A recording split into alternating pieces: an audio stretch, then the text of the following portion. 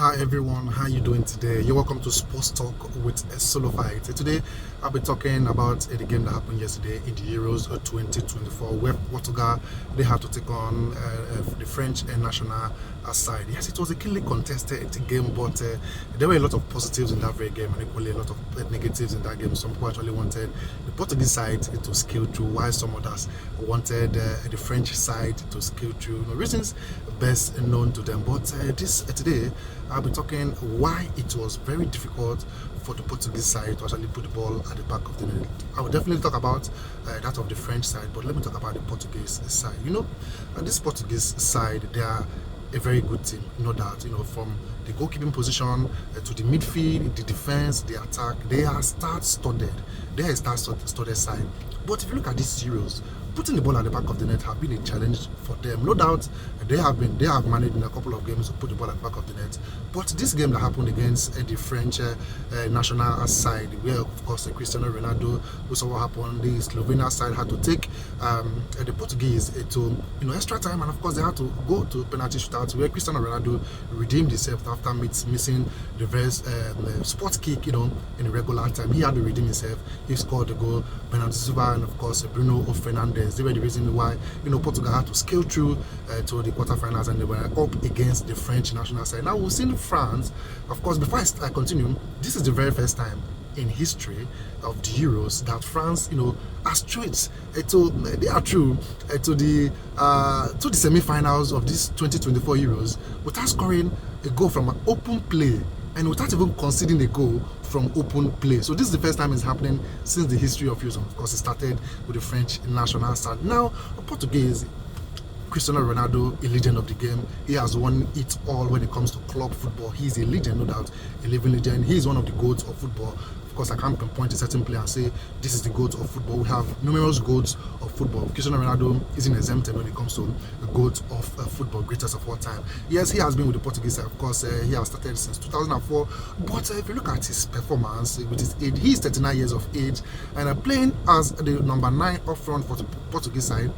If you remember, I said the Portuguese national side, they have quality players in every position. The goalkeeper, the defenders, the midfield, the attack, they are star-studded.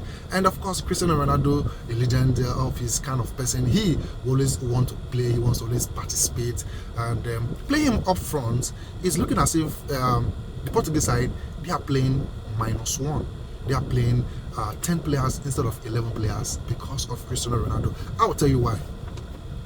Sometimes Cristiano Ronaldo, when he stays up front as number 9, he sometimes gets isolated and it's like in a graveyard shift on his own, no service, no creativity coming to him. Sometimes he drops deep to help the team with team play.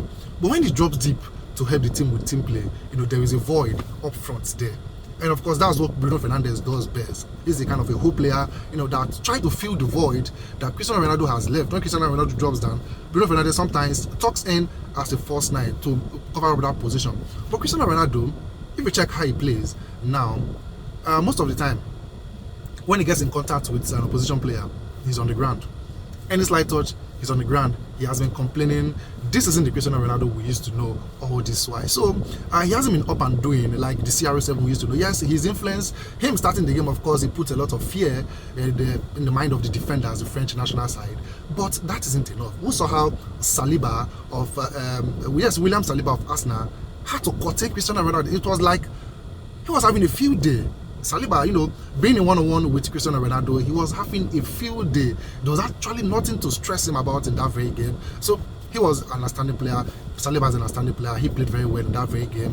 But having to play with Cristiano Ronaldo, it was stress-free for him because CR7, his attributes, his contribution to the side is beginning to dwindle over the years. Yes, I'm of the opinion that CR7 sometimes he should come from the bench. We saw the 2016 Euros where they won. Of course, it was because of injury that made him, go to the bench, and of course he was trying to do some kind of coach duties from the touchline. But at his age, 39, not that people might still argue, some of you might argue that Pepe is playing at 41 years of age. But if you look at Pepe, that's a different story entirely. If you look at him, one-on-ones with a pacey attacker, it becomes a problem for Pepe because he cannot match up the pace. He's doing very well as a defender for Portuguese side, but you can't take that away from him. He's a very good player, but he's aging. When you begin to age, it will definitely tell on you. After going on one-on-one with the defender, you see him trying to take a breath of fresh air because he's exhausted. Now, going back, that's on a lighter note, going back for the case of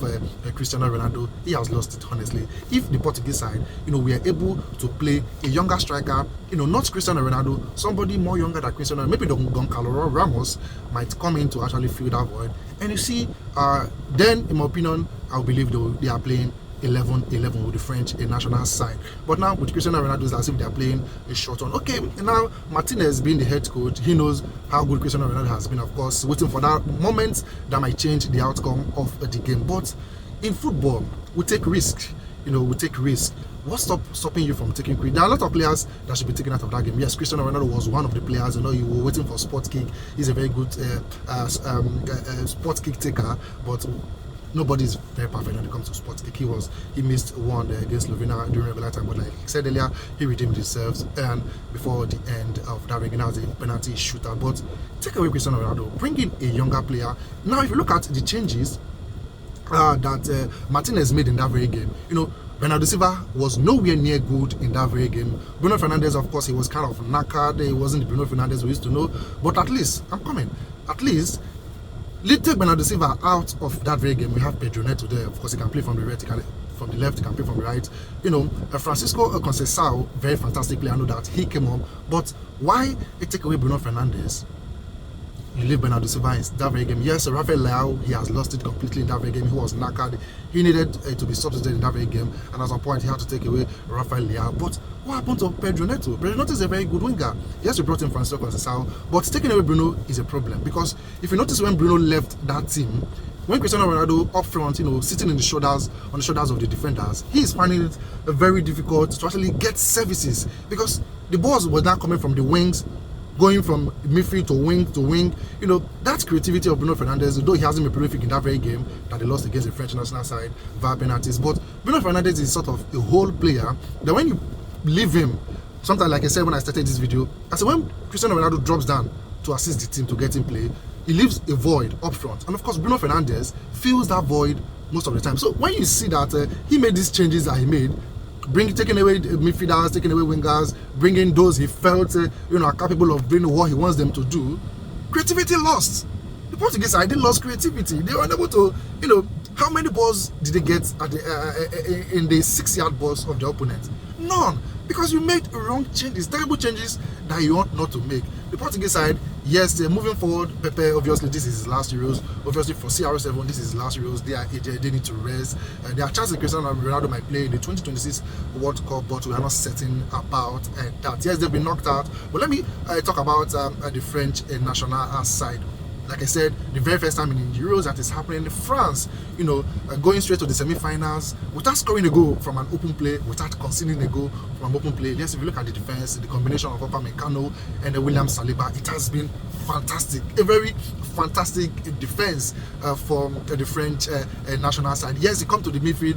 Of course, there have been a lot of complaints with the contribution of Adrien Rabiot in that midfield. So Didier Deschamps had to take away Rabiot. He played the combination of Traoré, Camavinga, and of course N'Golo Kante. But there was a mistake in that midfield, if you notice carefully. Camavinga, of course, he can do the attribute, he can perform the job of N'Golo Kante. That's a break-up play. But he was playing as the destroyer in that very game. Yes, Eduardo Camavinga was playing as the destroyer in that very game. And N'Golo Kante was playing like a box-to-box midfield. Who saw when Mauricio Sarri came to Chelsea when N'Golo Kante was still there? He played Kante ahead of, in front of Jorginho because he felt Jorginho was the man to sit back and orchestrate from deep. But that isn't the powers of N'Golo Kante. N'Golo Kante is a proper defensive midfielder. He is very good in break-up play. Then Traoré was a kind of he was trying to be the distributor from deep in that very game, trying to be the Toni Kroos of the German side, trying to orchestrate from deep. But it wasn't that prolific. They lacked creativity in that midfield. If you look at the midfield, Eduardo Camavinga sometimes powers come from a defensive midfielder. Tchouaméni, his powers come from defensive midfielder. N'Golo Kante, his powers defensive midfielder. So no creativity coming from that midfield. Yes, he tried. Tchouaméni tried to be the creator from the midfield, but it wasn't working. It wasn't working. So the midfield was terrible, and of course, trying to adopt the formation of Don Carlo Ancelotti with Jude Bellingham there and Antoine Griezmann playing as a number 10, sometimes dropped in to be a first nine, while Kylian Mbappe and of course Kolo Muani were coming from the wing sometimes. But it never worked because there was no creativity from the midfield. Exactly, that was why it never worked for the French side. Now let's talk about the opportunities they had, but were unable to totally finish. Yes, they had Kamavinga had a very clear-cut chance to put the ball at the back of the net. He missed. Kolo Muani, he missed a replica of what he missed in the World Cup against the Argentine side, where Martinez rose up to the occasion and was able to stop that very ball. A replica of that happened again, but this time it was the Portuguese defender that stopped the ball from going to the back of the net. Couple of chances they created, but finishing has been a problem. Yes, you might attribute it to too many competitions. People have been complaining, players, managers have been complaining that these players have been playing too many competitions at this period, not even having time to rest. We saw the last concluded season, it was the highest of all recorded when it comes to injury cases, especially in the English Premier League. Players, because of the too many competitions, they get injured very much often. Of course, a lot of complaint coming from that. I think that has affected most of these players going into this very competition, talking about the Euros 28-24. The people were expected, the world expected to be the goal bangers, Cristiano Ronaldo, the likes of Robert Lewandowski, Kylian Mbappe. Those are the people were looking at for Romelu Lukaku to put the ball at the back of the net, get fight for the golden boot. But unfortunately, the reverse has been the case. Moving on, the French national side, yes, congratulations to them. They managed to scale through to the semi-finals of the Euros 2024. Scoring goals has bend a problem. They have the quality players from, like I said, the Portuguese side, they are stars to their side. Likewise, the French national side, but scoring goals. But you have the likes of Thuram is up front there. You have Kolo Muani, you have Dembele coming from the bench. Of course, he won the man of the match in that very one. But coming forward, they are not clinical in front of goal. The French national side were not clinical in front of goal. Yes, for the Portuguese side, Cristiano Ronaldo playing that game until the 28th minute contributed to why Portugal lost that very game. Yes, to some extent he contributed because how many touches did he have? How many chances did he get to strike the ball? So going forward, Cristiano Ronaldo should, he has done well. He has done well for football generally. He should give way for others to actually, do what they ought to do. And of course, the French national side, sometimes they should be playing with a proper number one, a well-recognized number one, like likes of Olivier Giroud, that, whenever you have the ball, you have a focal point. Of course, like a fox in the box or a poacher, you have a focal point that you can actually look out for, that he is there to put the ball. Like they played Kolo Muani, he wasn't playing like a proper number 9. Kylian Mbappe, they were drifting wide, sometimes coming inside the box, but the diamond never worked for France. If you watch to some extent in that very game, the Portuguese side, they had a better share of possession, but unfortunately they couldn't skate. Of course, sad for Cristiano Ronaldo, one of the legends of the game. Good one for the French national side. Congratulations, they've skated through to the semi-finals. We'll definitely look out for that very game and see if they can make their way all through the finals of the Euros 2024. What are your thoughts? What are your opinion? About Cristiano Ronaldo, about Pepe, about the Portuguese side, about the French national side? Going all the way to the semi-finals for the very first time in the history of the Euros without scoring a goal from open play, without conceding a goal open play. Of course, I want to hear your thoughts. Don't forget to like, share, subscribe, and of course leave a comment. Let me hear your opinion. Bye bye.